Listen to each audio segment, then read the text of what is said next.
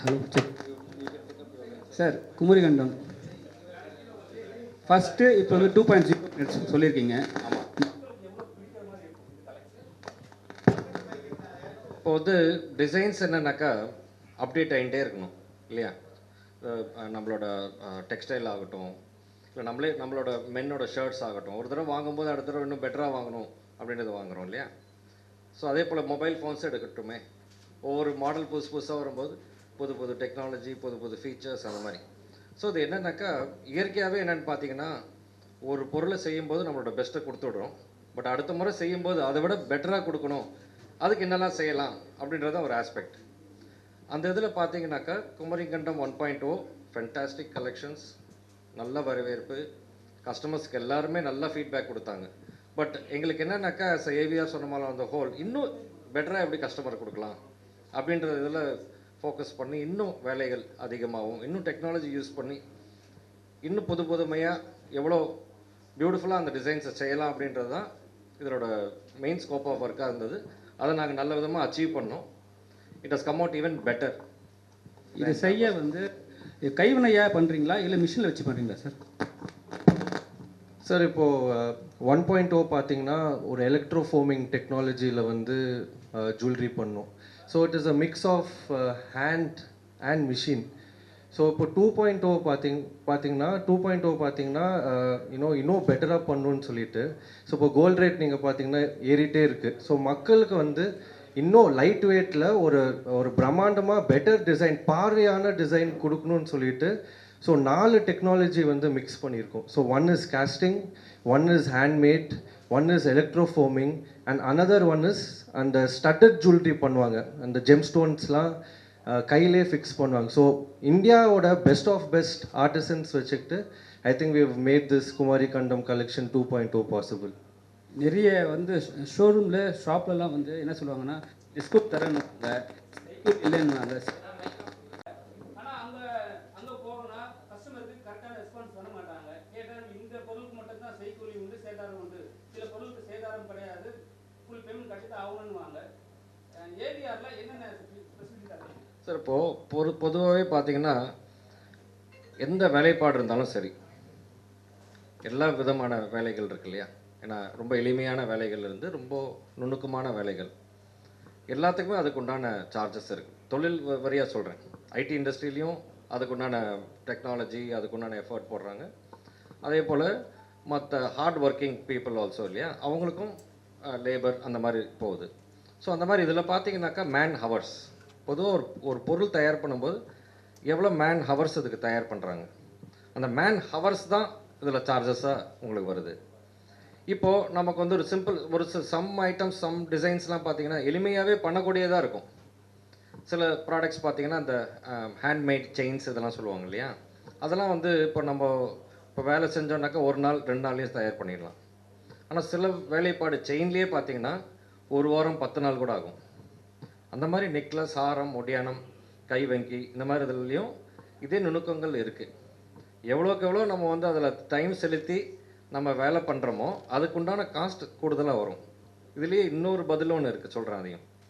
இப்போ நம்ம ஆண்கள் என்ன பண்ணுவோம் பொதுவாக என்னன்னாக்கா, கம்மிக்கு வாங்கி நம்ம வந்து சேமிக்கலாம், எதுக்கு வந்து எக்ஸ்ட்ராவாக செலவு பண்ணணும் அப்படின்ட்டு.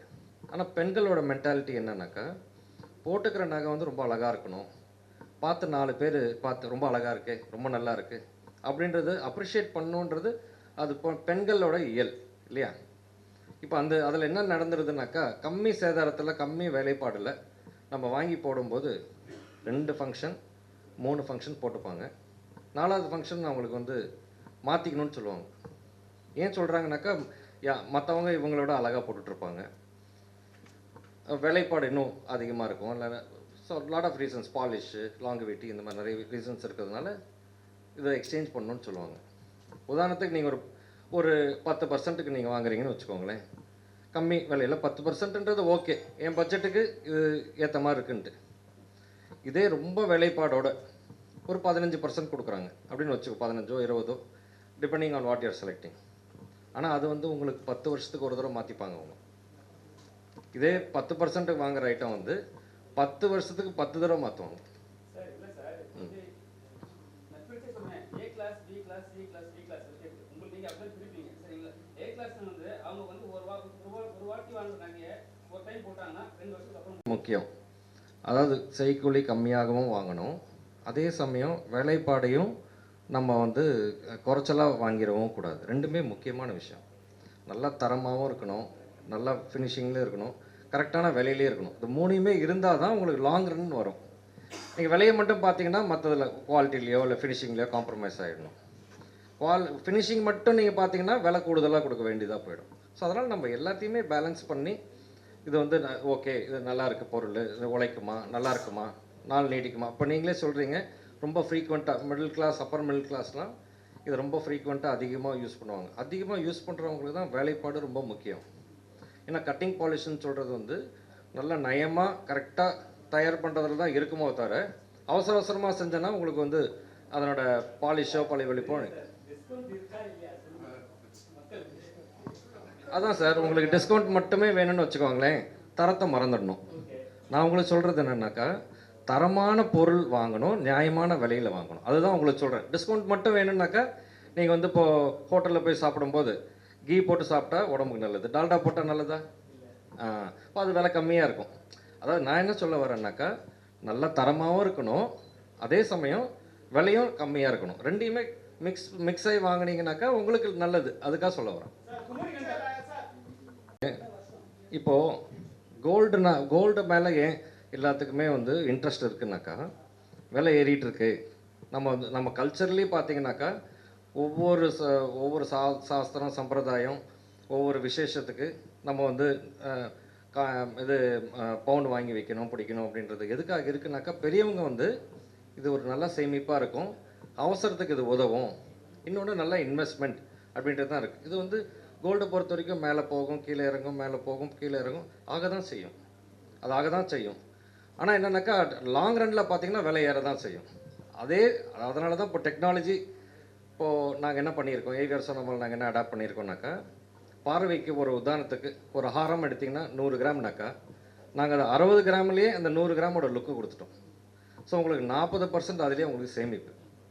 நல்ல பொருள், ஆனால் எடையும் கம்மி, ஃபினிஷிங்கில் எந்த விதமான உங்களுக்கு மாற்றமும் இல்லை.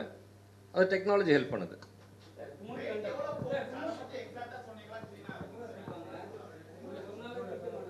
இல்லை சார், அதாவது குறிப்பிட்டு சொல்ல முடியாது. ஏன் சொல்ல வரீங்கன்னாக்கா இதில் பல ஃபேக்டர்ஸ் இருக்குது.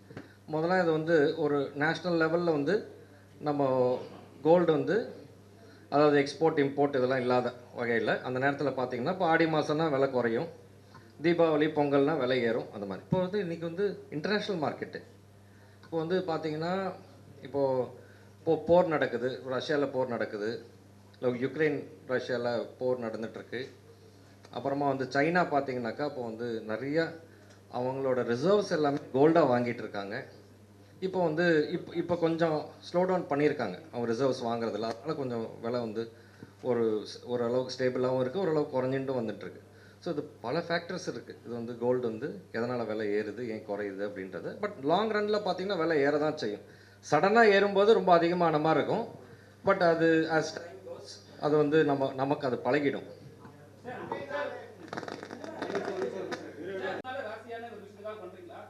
அதாவதுங்க ஷீ இஸ் வெரி எலகண்ட், நல்லா கோஆப்ரேட் பண்ணாங்க ஃபஸ்ட் ஷூட்லேயே, ரொம்ப கிரேஷியஸாக இருந்தாங்க. இந்த 2.0வும் அவங்களே நம்ம வந்து திருப்பி அவங்கள அழைக்கணும், அதை செய்யணுன்ட்டு அதை போல் அதே மாதிரி ரொம்ப அற்புதமாகவும் வந்திருக்கு. அதுதான் மெயின் ஃபேக்டருங்க.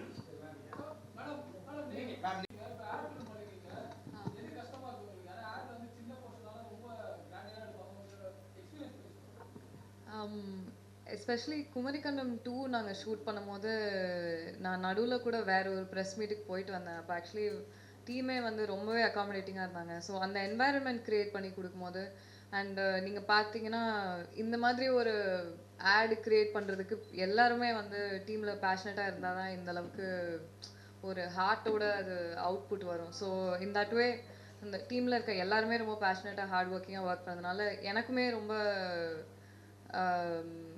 அன்னைக்குன்னே எனக்கு சேலஞ்சிங்காக இருந்தது. ஷூட்டும் ஹெக்டிக்காக இருந்தது. அது தவிர வேறு ஒர்க்கும் இருந்தது. But to be very honest, நான் முடிச்சுட்டு போகும்போது எனக்கு ரொம்ப சாட்டிஸ்ஃபைங்காக இருந்தது. அண்ட் ஓகே, இதை நம்ம பண்ணியிருக்கோம்னு நினச்சி ரொம்ப சந்தோஷமாக தான் இருந்தது. நிறைய ஆர்டிஸ்ட்லாம் வந்து ஒரு ஒரு ப்ராடக்ட் வந்து ரிலீஸ் பண்றாங்கன்னா அடுத்து கட்டு தாண்டி போயிடுவாங்க. நீங்க மட்டும் ஏன் குமரிக்கண்டம் ஏபிஆர் மட்டுமே வந்து உங்களுக்கு ரொம்ப பிடிச்ச விஷயம் பண்றீங்க? நான் தான் சொன்னேனே, எனக்கு வந்து பிராண்டோட வேல்யூஸ் முக்கியம். ஸோ அவங்க என்கிட்ட ரொம்ப ஹாஸ்பிட்டபிளாக இருந்தாங்க. அப்புறம் என்கிட்ட ரொம்ப மரியாதையாக இருந்தாங்க, அன்பாகவும் இருந்தாங்க. ஸோ எனக்கு அதுதான் முக்கியம். நான் அவங்கக்கிட்ட திரும்ப கூட சொல்லிகிட்டே இருப்பேன். எனக்கு at the end of the day பிராண்டோட இவங்களோட ஒரு நல்ல ரிலேஷன்ஷிப் வச்சுக்கணுன்றது எனக்கு இம்பார்ட்டண்ட்டாக பட்டுச்சு. ஸோ ஃபார் தோஸ் ரீசன்ஸ் நானும் திரும்ப அவங்களுடைய அப்புறம் வந்து ஸ்டார் படம் பண்ணிட்டீங்க. நெக்ஸ்ட் ஸ்டார் 2 போடுவாங்களா? அது இன்ட்ரெஸ்ட் தான் பண்ணுவாங்க. கரெக்ட்.